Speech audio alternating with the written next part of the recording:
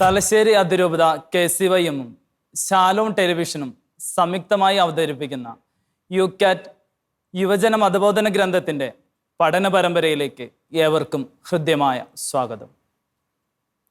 ഈ എപ്പിസോഡിൽ യുവജനങ്ങളോട് സംവദിക്കുന്നതിനും അവരുടെ സംശയങ്ങൾ ദൂരീകരിക്കുന്നതിനുമായി എത്തിച്ചേർന്നിരിക്കുന്നത് തലശ്ശേരി അതിരൂപത മെത്രാപ്പോലീത്തയും പ്രശസ്ത ദൈവശാസ്ത്ര പണ്ഡിതനുമായ അഭിമന്യ മാർ ജോസഫ് പാമ്പ്ളാനി പിതാവാണ്. അഭിമന്യ പിതാവിന് ഹൃദ്യമായ സ്വാഗതം. അഭിമന്യ പിതാവിനോട് സംവദിക്കുന്നതിനും തങ്ങളുടെ സംശയം ദൂരീകരിക്കുന്നതിനുമായി ഇവിടെ എത്തിച്ചേർന്നിരിക്കുന്നത് തലശ്ശേരി അതിരൂപതയിലെ കുന്നോത്ത് ഫൊറോനയിലെ യുവജന സുഹൃത്തുക്കൾക്കാണ്. പ്രിയ യുവജന സുഹൃത്തുക്കൾക്ക് ഹൃദ്യമായ സ്വാഗതം. കഴിഞ്ഞ എപ്പിസോഡുകളിൽ നാം ചർച്ച ചെയ്തത് നമ്മുടെ സഭയുടെ വിശ്വാസ പ്രമാണത്തിലെ ദൈവപുത്രനായ ഈശോ മിശിഹായിലുള്ള വിശ്വാസത്തെക്കുറിച്ചാണ്.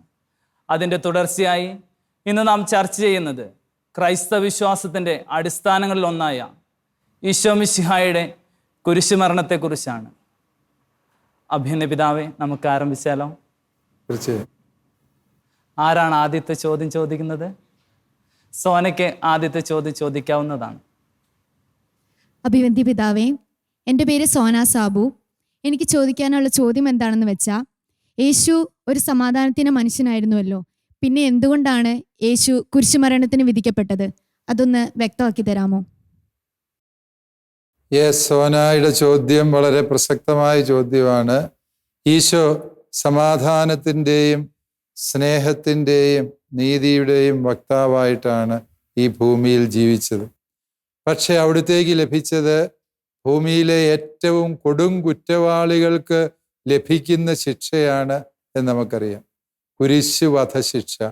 അത് ഏറ്റവും നിന്ദ്യരായ, ഏറ്റവും ഹീനമായ കുറ്റകൃത്യങ്ങൾ ചെയ്യുന്ന അടിമകൾക്ക് നൽകുന്ന ശിക്ഷയാണ്.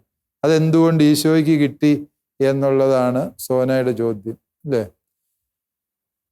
അതിന് ഉത്തരം കണ്ടെത്തുന്നതിന് മുമ്പ് മഹാത്മാഗാന്ധി ഒരു നല്ല മനുഷ്യനായിരുന്നു എന്ന് സോനായ്ക്കറിയാം, അല്ലേ? അദ്ദേഹത്തെ എന്തിനാ വെടിവെച്ചു കൊന്നത് എന്ന് ചോദിച്ചാൽ നമുക്കതിൻ്റെ ഉത്തരം മനസ്സിലാക്കാൻ ബുദ്ധിമുട്ടാണ്. കാരണം നന്മയുടെ പക്ഷത്ത് നിൽക്കുന്നവർ പീഡിപ്പിക്കപ്പെടുകയും ക്രൂശിക്കപ്പെടുകയും ചെയ്യുക എന്നുള്ളത് തികച്ചും സ്വാഭാവികമായ കാര്യം. കാരണം തിന്മയെ സ്നേഹിക്കുന്ന മനുഷ്യർക്ക്, തിന്മയുടെ നിക്ഷിപ്ത താല്പര്യമുള്ളവർക്ക് നന്മയുടെ പക്ഷം എപ്പോഴും എതിർപ്പിൻ്റേതാണ്, ഇല്ലായ്മ ചെയ്യപ്പെടേണ്ട ഒരാവശ്യമായി അനുഭവപ്പെടുന്നു എന്ന് നമുക്കറിയാവുന്ന കാര്യം. അത് ലോകത്തിൻ്റെ നീതിയാണ്.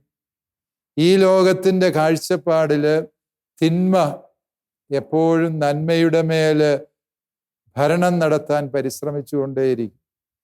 തിന്മ താൽക്കാലികമായി വിജയിക്കാറുമുണ്ട്.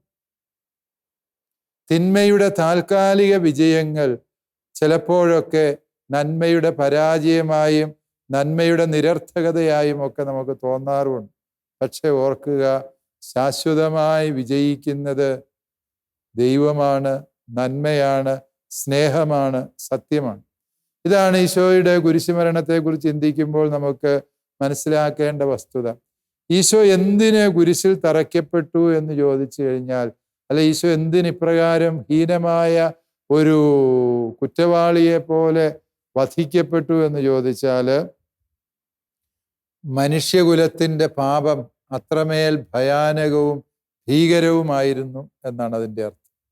അതുകൊണ്ട് ഈശോ മിശിഹ കാൽവരിയിലെ കുരിശിൽ മരിച്ചു, അല്ലെങ്കിൽ കൊല്ലപ്പെട്ടു എന്നതാണ് സത്യം.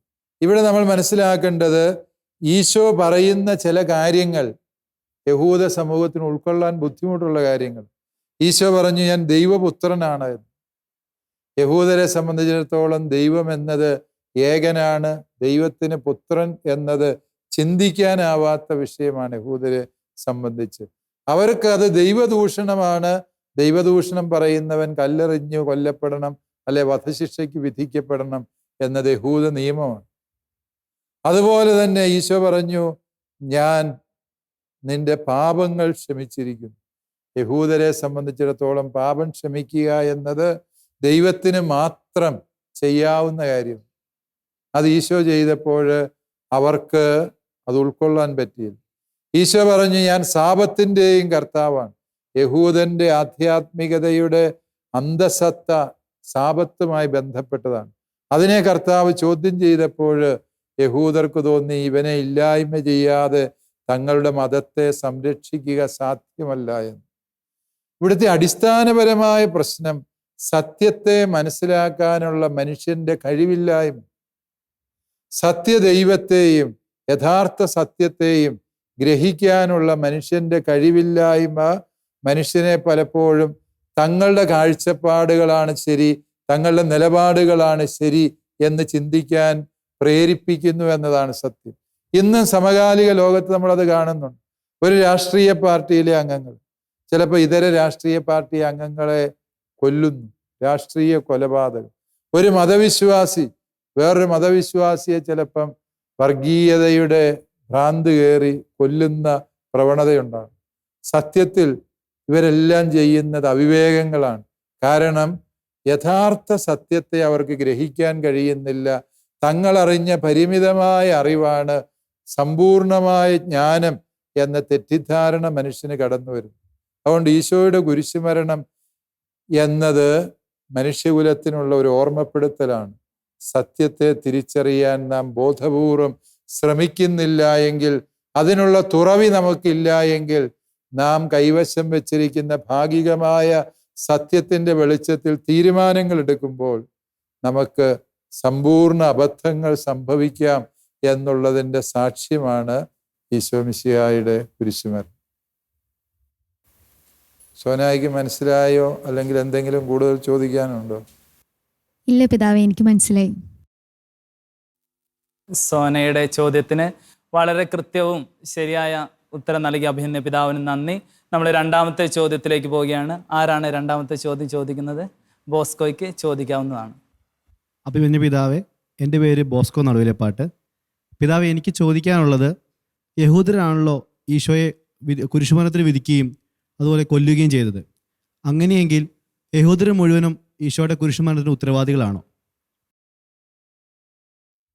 യഹൂദര് മുഴുവനും ഈശോയുടെ കുരിശു മരണത്തിന് ഉത്തരവാദികളാണോ എന്ന് ചോദിച്ചാൽ ഒറ്റ വാക്കിൽ ഉത്തരം അല്ല, ഒരിക്കലും അല്ല. ഇപ്പോൾ ക്രിസ്ത്യാനികൾ ആരെങ്കിലും പോയി ഒരാളെ കൊന്നു എങ്കിൽ ക്രിസ്ത്യാനികൾ മുഴുവൻ കുറ്റക്കാരാണോ എന്ന് ചോദിച്ചാൽ അല്ല. ഏതെങ്കിലും മതത്തിലെ തീവ്രവാദ പ്രവർത്തനം നടത്തിയാൽ ആ മതം മുഴുവനും കുറ്റവാളികളാണോ എന്ന് ചോദിച്ചാൽ അല്ല. അതും സമകാലികമായ ഒരു പ്രതിസന്ധി തന്നെയാണ്. പക്ഷേ നമുക്കറിയാം, ഈശോയുടെ വധശിക്ഷ നടപ്പിലാക്കാൻ വേണ്ടി ഔത്സുക്യം കാണിച്ചത് യഹൂദ മത നേതൃത്വമായിരുന്നു എന്നതൊരു സത്യമാണ്. ആ സത്യത്തിന്റെ പേരിൽ ഈ മതനേതൃത്വത്തിന് നിക്ഷിപ്ത താല്പര്യങ്ങളുണ്ടായി. ആ താല്പര്യങ്ങളെ പ്രതി അവര് ഈശോയെ ഇല്ലായ്മ ചെയ്യാൻ പരിശ്രമിച്ചപ്പോൾ സംഭവിച്ചതാണ് ഒരു മതം മുഴുവനും പ്രതിക്കൂട്ടിലാകുന്ന സാഹചര്യമുണ്ടായി. ബോധപൂർവം അതിനുള്ള ശ്രമങ്ങൾ നടന്നിരുന്നു എന്നുള്ളതാണ് സത്യം. ഉദാഹരണം പറഞ്ഞ ഹിറ്റ്ലർ, യഹൂദ കൂട്ടക്കൊലയ്ക്ക് വേണ്ടി അദ്ദേഹം കണ്ടുപിടിച്ച ന്യായം ഇതാണ്: ക്രിസ്തുവിനെ കൊന്നവരാണിവർ. യോഹന്നാന്റെ സുവിശേഷം 8:44 ഉദ്ധരിച്ചുകൊണ്ട് ഹിറ്റ്ലർ പറഞ്ഞു, ഇതാ ക്രിസ്തു തന്നെ പറഞ്ഞു, നിങ്ങളുടെ പിതാവ് പിശാചാണ് എന്ന് യഹൂദരുമായൊരു വാക്കുതർക്കത്തിനിടയിൽ ഈശോ ആനുഷംഗികമായി പറയുന്നുണ്ട്. അതിനെ സാഹചര്യത്തിൽ നിന്ന് വേർപെടുത്തിയെടുത്തുകൊണ്ട് ഹിറ്റ്ലർ വ്യാഖ്യാനിച്ചു, യഹൂദര് പിശാചിന്റെ സന്തതികളാണ്, അതുകൊണ്ടാണ് അവർ ക്രിസ്തുവിനെ കൊന്നത്, അതുകൊണ്ട് യഹൂദരെ കൊല്ലുന്നതിൽ പാപമില്ല, തെറ്റില്ല എന്ന് പറഞ്ഞ് 80 ലക്ഷത്തോളം യഹൂദരെ നാസി തടങ്കൽ പാളയങ്ങളിൽ, കോൺസെൻട്രേഷൻ ക്യാമ്പുകളിൽ കൊന്നത് നമുക്കറിയാം.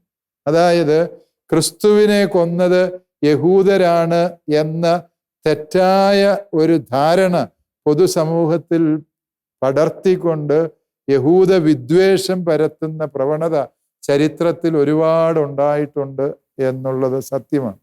നമുക്കറിയാം, ഈശോയെ വധശിക്ഷയ്ക്ക് വിധിക്കുന്നത് പീലാത്തോസാണ്. പീലാത്തോസ് യഹൂദനല്ല എന്ന് നിങ്ങൾക്കറിയാം, ഇല്ലേ? ഈശോയെ കുരിശിൽ തറയ്ക്കുന്നത് റോമൻ പടയാളികളാണ്, അവര് യഹൂദന്മാരല്ല. ഈശോയെ വിധിച്ചതും വധിച്ചതും യഹൂദരല്ല. അതേസമയം യഹൂദർ അവരുടെ നിയമവും മതവും പരിരക്ഷിക്കാനുള്ള വ്യഗ്രതയിൽ തങ്ങളുടെ തെറ്റായ അറിവിൻ്റെ വെളിച്ചത്തിൽ ക്രിസ്തുവിനെതിരായ കരുക്കൾ നീക്കി എന്നുള്ളത് സത്യമാണ്. നമ്മുടെയും മനസ്സിൽ പലപ്പോഴും ഈ ഒരു യഹൂദ വിദ്വേഷം നമ്മുടെ പ്രാർത്ഥനകളിലൊക്കെ കടന്നു വരാറുണ്ട്. കുരിശിൻ്റെ വഴിയിൽ നമ്മൾ പാടുന്ന ചില പാട്ടുകളിൽ അതുണ്ട്. നീച യൂതർ നാലുപാടും വലിക്കുന്നു ചവിട്ടുന്നയ്യോ എന്ന് പറയുന്ന ഒരു പാട്ട് നിങ്ങൾ യുവജനങ്ങൾ കുരിശിൻ്റെ വഴി പങ്കെടുത്തിട്ടുണ്ടേ കേട്ടിട്ടുണ്ട് അല്ലേ? നീച യൂതർ എന്ന് നമ്മൾ അതിനകത്ത് പാടുന്നു. അങ്ങനെ നീച യൂതർ എന്ന പദപ്രയോഗം തന്നെ സത്യവിരുദ്ധമായതാണ്.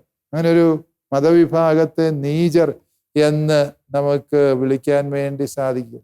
അതുപോലെ തന്നെ നമ്മൾ ജപമാലയിലെ ഒരു രഹസ്യത്തിൽ യഹൂദർ ഈശോയെ മുൾമുടി ധരിപ്പിച്ചു എന്ന് ധ്യാനിക്കാം എന്ന്. യഥാർത്ഥത്തിൽ യഹൂദരല്ലല്ലോ മുൾമുടി ധരിപ്പിക്കും. മുൾമുടി ധരിപ്പിച്ചത് ആരാണ്? റോമൻ പടയാളികളാണ് മുൾമുടി ധരിപ്പിക്കുന്നത് അല്ലേ? നമ്മൾ സൂക്ഷിച്ച് ശ്രദ്ധിച്ചാൽ മനസ്സിലാകും. ഇനിയും നമ്മുടെ പല കാഴ്ചപ്പാടുകളിലും ഈ യഹൂദ വിദ്വേഷം കടന്നുകൂടിയിട്ടുണ്ട്. പാശ്ചാത്യ ലോകത്ത് ഇന്ന് അതൊരു വലിയ ചർച്ചാ വിഷയം തന്നെയാണ്. ആൻറ്റി സെമിറ്റിസം എന്ന് പറയും. അതായത് യഹൂദ വിദ്വേഷം എഴുതുന്നത് വലിയ കുറ്റകരമായ കാര്യമായിട്ടാണ് ഇന്ന് പാശ്ചാത്യ ലോകം കരുതുന്നത്. കാരണം പാശ്ചാത്യർക്ക് പറ്റിയ ഒരു വലിയ തെറ്റായിരുന്നു നാസി തടങ്കൽ പാളയവും കോൺസെൻട്രേഷൻ ക്യാമ്പും. അതിൽ പീഡിപ്പിക്കപ്പെട്ട യഹൂദരോടുള്ള കരുതലും സ്നേഹവും എന്ന നിലയിൽ പാശ്ചാത്യ ലോകം ഈ യഹൂദ വിദ്വേഷത്തിൻ്റെ എല്ലാ ചിന്തകളെയും അതിൻ്റെ അനുരണനങ്ങളെയും അവരുടെ ചിന്താധാരയിൽ നിന്ന് നീക്കാൻ പരിശ്രമിക്കുന്നു. എനിക്ക് തോന്നുന്നു സമാനമായ ഒരു ബൗദ്ധിക ശുദ്ധീകരണം നമുക്കും ആവശ്യമുണ്ട്. യഹൂദരെ മുഴുവനും ക്രിസ്തുവിൻ്റെ മരണത്തിന് ഉത്തരവാദികളായി ചിത്രീകരിക്കുന്ന ആ പ്രവണത അപകടകരമാണ്. അത് സമകാലിക ലോകത്തേക്ക് നമ്മൾ ചിന്തിച്ചു കഴിയുമ്പോൾ പല മതങ്ങളെയും പല പ്രസ്ഥാനങ്ങളെയും നമ്മൾ ഇതുപോലെ ഒന്നിച്ച് ബ്രാൻഡ് ചെയ്ത് ഇവർ മൊത്തം തീവ്രവാദികളാണ്, അല്ല ഇവർ മൊത്തം തെമ്മാടികളാണ്, ഇവർ മൊത്തം കൊലയാളികളാണ് എന്ന മട്ടിൽ ചില വീടുകളെയാകാം, ചില സംഘടനകളെയാകാം, ചില മതവിഭാഗങ്ങളെയാകാം, ഇങ്ങനെ ഏതെങ്കിലും തെറ്റുകളുടെ പേരിൽ ഇങ്ങനെ ലേബൽ ഒട്ടിക്കുന്നത് ശരിയായ പ്രവണതയല്ല എന്ന് ഈ ഒരു ചോദ്യത്തിൻ്റെ വെളിച്ചത്തിൽ നമ്മൾ മനസ്സിലാക്കും. ബോസ്കോയ്ക്ക് എന്നാ തോന്നുന്നു? യഹൂദരാണോ ഈശോയെ? യഹൂദർ മുഴുവൻ കുറ്റവാളികളാണോ? ബോസ്കോ എന്നാ ചിന്തിക്കുന്നത്? ഇല്ല, യഹൂദരും മുഴുവനും കുറ്റക്കാരായി ഞാൻ വിചാരിക്കുന്നില്ല. പിതാവ്, ഇതുമായി ബന്ധപ്പെട്ട് ഒരു ചെറിയൊരു സംശയം ചോദിച്ചോട്ടെ. ഇതുമായി ബന്ധപ്പെട്ട ചോദ്യമാണ്. അതായത് ബൈബിളിൽ നമ്മൾ കാണുന്നുണ്ടല്ലോ, കുരിശുമരണ സമയത്ത് അവന്റെ രക്തം ഞങ്ങളുടെ മേലും ഞങ്ങളുടെ സന്തതികളുടെ മേലും വീണുകൊള്ളട്ടെ എന്ന് യഹൂദർ പറയുന്നതായിട്ട്.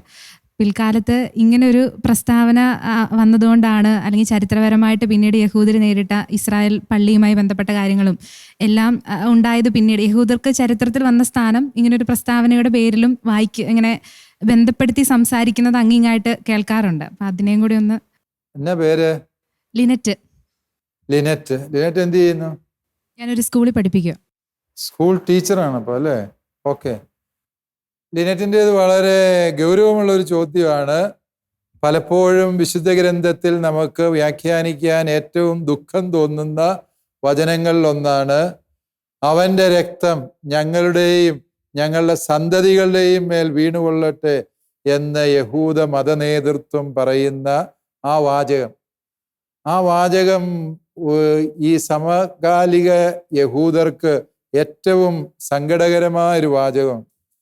പലപ്പോഴും ഞാൻ ഓർക്കാറുണ്ട്, യഹൂദ ബൈബിൾ പണ്ഡിതന്മാർ അവർ പുതിയ നിയമം വ്യാഖ്യാനിക്കുമ്പോൾ പറയാറുണ്ട്. പ്രത്യേകിച്ച് അമേരിക്കക്കാരിയായ അഡലെ റെയ്നാഡ്സിൻ്റെ ഒരു ലെക്ചറിൽ പറഞ്ഞത് ഞാൻ ഓർക്കുന്നുണ്ട്.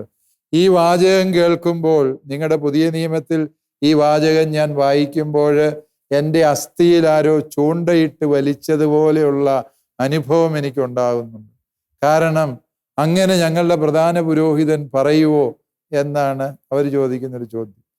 ഏതാണെങ്കിലും വിശുദ്ധ ഗ്രന്ഥത്തിൽ ഇതുള്ളത് കൊണ്ട് അപ്രകാരം ഒരു ചോദ്യം യഹൂദ മതനേതൃത്വം ആ സാഹചര്യത്തിൽ പറഞ്ഞു എന്ന് തന്നെ നമുക്ക് ന്യായമായും ചിന്തിക്കാം. കാരണം എന്താണ്? അവരെ സംബന്ധിച്ചിടത്തോളം അവര് യഹൂദ മതത്തെക്കുറിച്ചോ സത്യത്തെക്കുറിച്ചോ ദൈവീകതയെക്കുറിച്ചോ ദൈവിക വെളിപാടുകളെക്കുറിച്ചോ ഒന്നും അപ്പോൾ ചിന്തിക്കുന്നില്ല. ക്രിസ്തുവിനോടുള്ള വിദ്വേഷവും വിരോധവും കൊണ്ട് അന്ധത ബാധിച്ച ഒരു മതനേതാവിൻ്റെ പ്രസ്താവന മാത്രമാണ്. അത് യഹൂദ മതത്തിൻ്റെ മുഴുവനും മേൽ നിഴൽ വീഴ്ത്താൻ പോരുന്ന ഒരു നിന്ദ്യമായ പ്രസ്താവനയായി അതിനെ നമ്മൾ വ്യാഖ്യാനിക്കേണ്ടതില്ല എന്നാണ് എനിക്ക് തോന്നുന്നത്. കാരണം മിശിഹാ തമ്പുരാന്റെ രക്തം യഹൂദരുടെ മേൽ വീണു എന്ന് പറയുന്ന അവൻ്റെ രക്തം ഞങ്ങളുടെയും ഞങ്ങളുടെ സന്തതി പരമ്പരകളുടെയും മേൽ വീണുകൊള്ളട്ടെ എന്ന് പറയുമ്പോൾ അതിനെ ഭാവാത്മകമായും നമുക്ക് വ്യാഖ്യാനിക്കും, ഇല്ലേ? ഈശോയുടെ തിരുരക്ത വീണ് അനേകം യഹൂദർ സത്യവിശ്വാസികളായി തീർന്നു. അവരുടെ സന്തതി പരമ്പരകളിലൂടെ ലോകം മുഴുവനും സത്യവിശ്വാസത്തിൻ്റെ വിത്ത് വിതയ്ക്കാൻ ഇടവന്നു.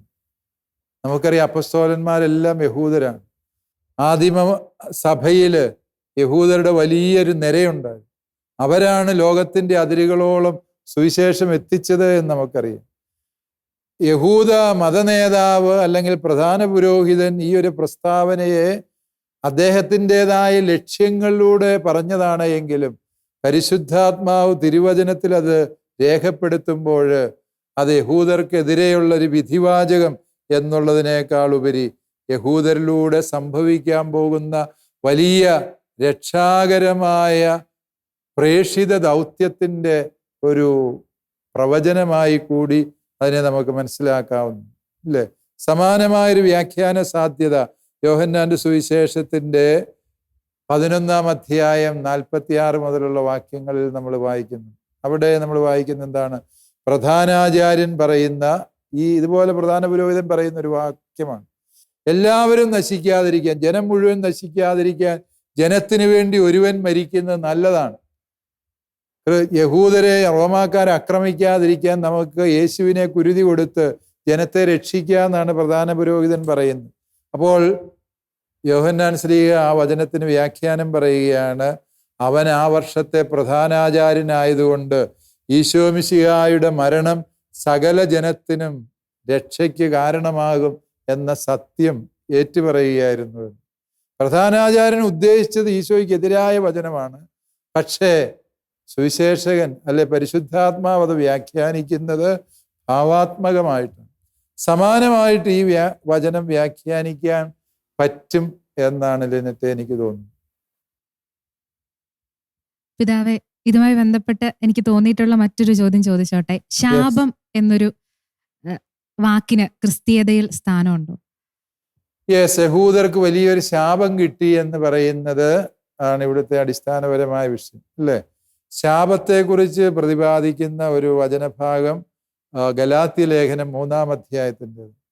ഗലാത്യ ലേഖനം വിവിധ ശാപങ്ങളെക്കുറിച്ച് പറഞ്ഞിട്ട് 12-ാം വാക്യം എത്തുമ്പം പറയുകയാണ്, ഈശോ മിശിഹായിൽ വിശ്വസിക്കുന്നവർക്ക് ഇനിമേൽ ശാപമില്ല, ഒരു ശാപവും. കാരണം ശാപം എന്നത് എന്താണ്?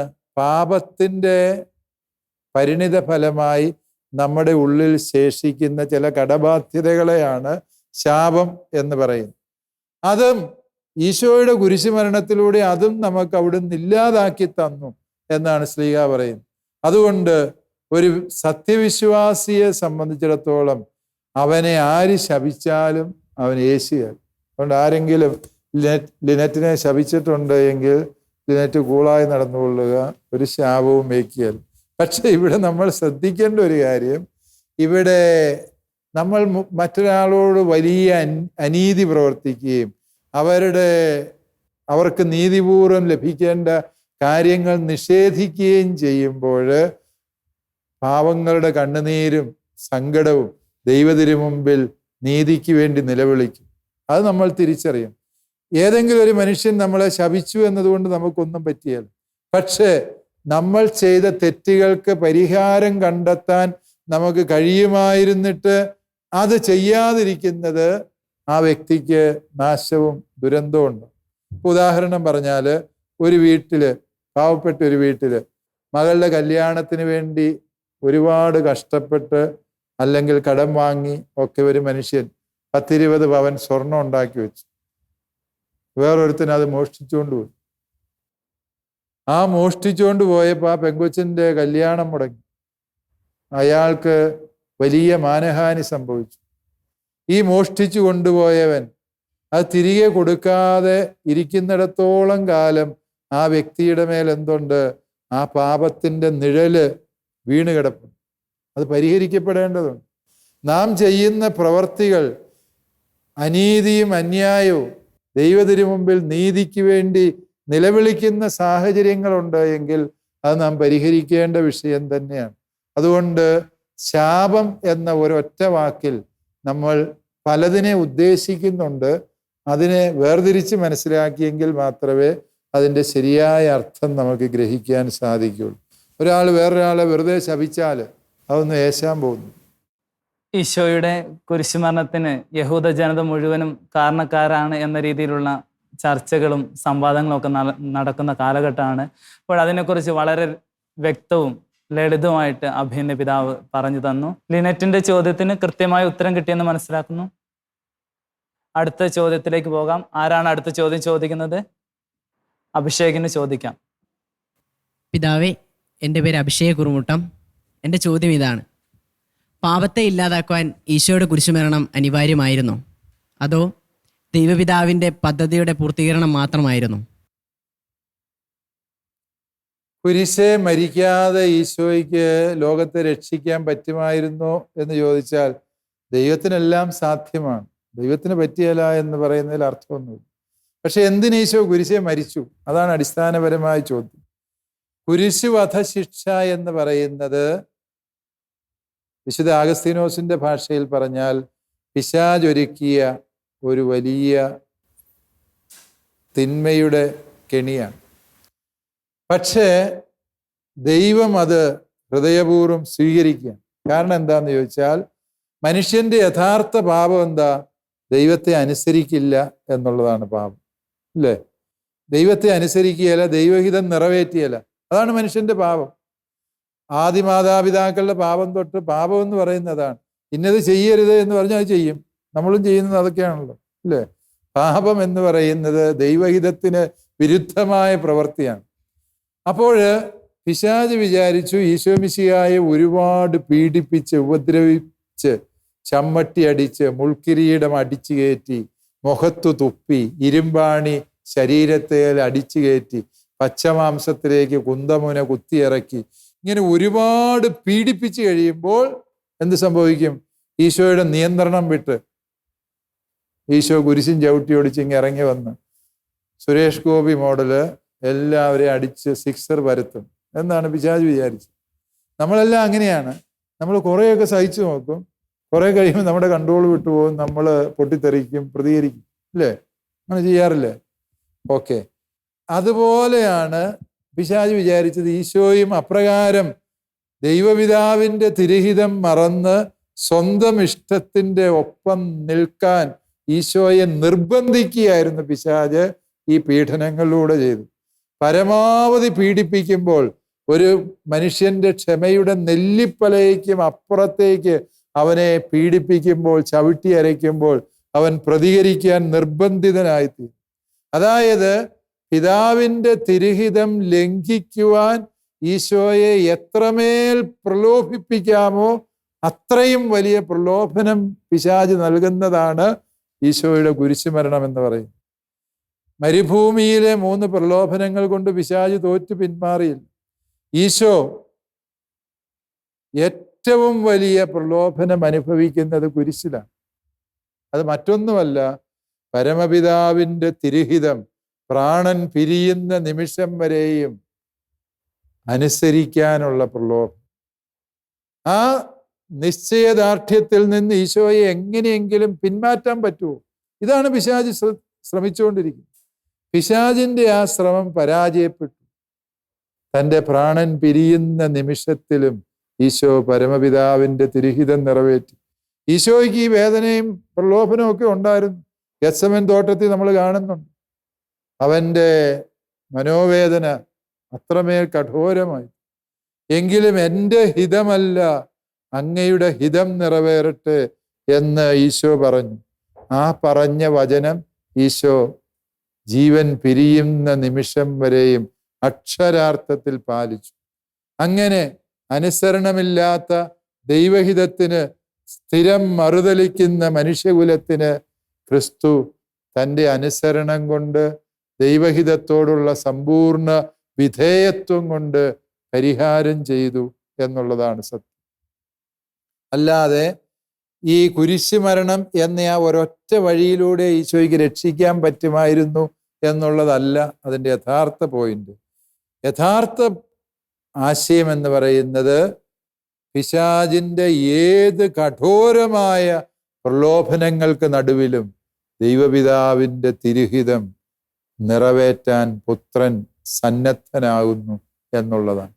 അതാണ് പരമമായ സത്യം. ആ ഒരു വിധേയത്വത്തിലൂടെയാണ്, അനുസരണത്തിലൂടെയാണ് ഈശോ മിശിഹ ലോകത്തിൻ്റെ രക്ഷ, മനുഷ്യകുലത്തിൻ്റെ രക്ഷ സാധിച്ചെടുത്തത്. അത് ദൈവിക പദ്ധതിയായിരുന്നോ എന്ന് ചോദിച്ചാൽ തീർച്ചയായും അതെ. കാരണം എന്താണ്? തമ്പുരാൻ എല്ലാം മുൻകൂട്ടി അറിയും, ഇല്ലേ?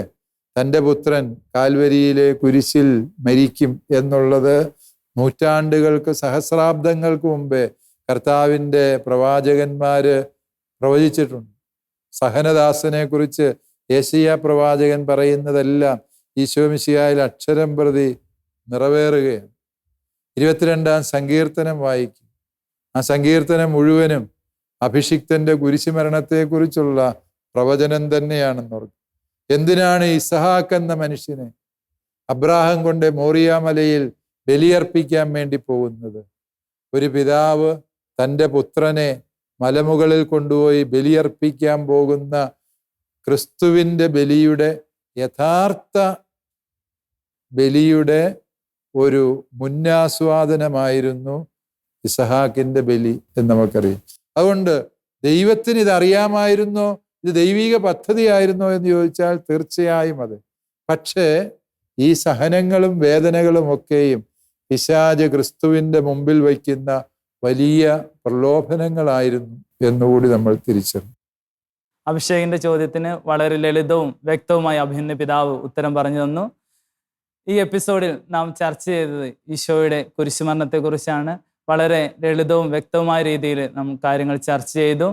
ഈ ചർച്ചയിൽ പങ്കെടുത്ത എല്ലാവർക്കും പ്രത്യേകം നന്ദി.